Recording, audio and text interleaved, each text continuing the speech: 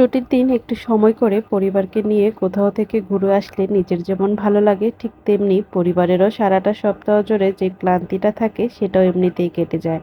এইবারের ছুটির দিনটা আমরা চারজন মিলে কোথায় কাটালাম সেটার একটা ছোট্ট ভিডিও আপনাদের সাথে শেয়ার করব। আশা করি সবার কাছে একটু হলেও ভালো লাগবে। দিন শেষে আমরা বাহিরে যতই ঘোরাফেরা করি না কেন, ঘরে ফেরার পরে যখন পরিবারের সদস্যদের মুখে একটু হাসি ফোটানো যায় বা একটু হাসি দেখা যায় তাহলে মনে হয় সারাদিনের ক্লান্তিটা এমনিতেই দূর হয়ে যায়। আজকে আমরা চারজন মিলে চলে গেলাম মিরপুর একে, মিরপুর নিউ মার্কেটের জিঞ্জিয়ার রেস্টুরেন্টে। অনেকদিন আগে থেকে এখানে যাওয়ার খুব ইচ্ছা ছিল, তবে সময় সুযোগ যেহেতু ওইভাবে হয়ে ওঠে না, তাই আর ওরকম করে যাওয়া হয় নাই। তো ভাবলাম যে আজকে একটু আগে আগে অফিস থেকে ফেরা হলো, তো চারজন মিলে একটু ঘুরে আসি। কিছুটা সময় বাচ্চারা খেলাধুলাও করতে পারবে আর আমরা একটু কিছুটা সময় নিজেদের মতো করে কাটাতেও পারবো।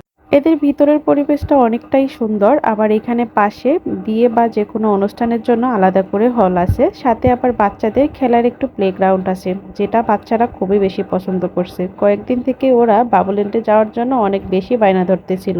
এখানে আসার পরে আমরা কিছু সময় বসার পরে তারা আমাদেরকে একটা ওয়েলকাম ড্রিঙ্কস দিল, যেটা দেখে আমার খুবই হাসি পেল, কারণ এদের যে গ্লাসটা সেই গ্লাসটা যে এরা কোথা থেকে নিল। আর ড্রিঙ্কসটা একটু খেতে মানে মোটামুটি লাগলো, অতটা বেশি ভালো লাগলো না, তবে সবচেয়ে বেশি ভালো লাগলো আমার এদের ড্রিঙ্কসের গ্লাসটা দেখে। আমি ওনাদেরকে জিজ্ঞাসা করতে চাইছিলাম যে এত সুন্দর গ্লাসটা ওরা কোথায় পেলো।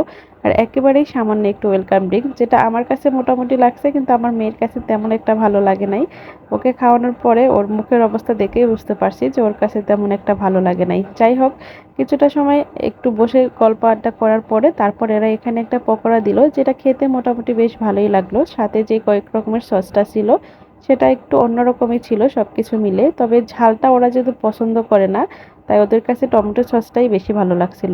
তারপরে কিছু সময় আমরা আবার বসে গল্প করলাম আর ওরা ওদের মতো করে একটু খেলাধুলা করলো। এর কিছু সময় পরে আমাদের আজকে যেই স্যুপটা অর্ডার দেওয়া ছিল সেটা নিয়ে আসলো। স্যুপটা মোটামুটি অন্যান্য জায়গার থেকে আমার কাছে অনেকটা বেশি ভালো লাগলো, কারণ এখানে মাশরুম আবার চিকেন চিংড়ি সব কিছুর পরিমাণটা বেশ ভালোই ছিল।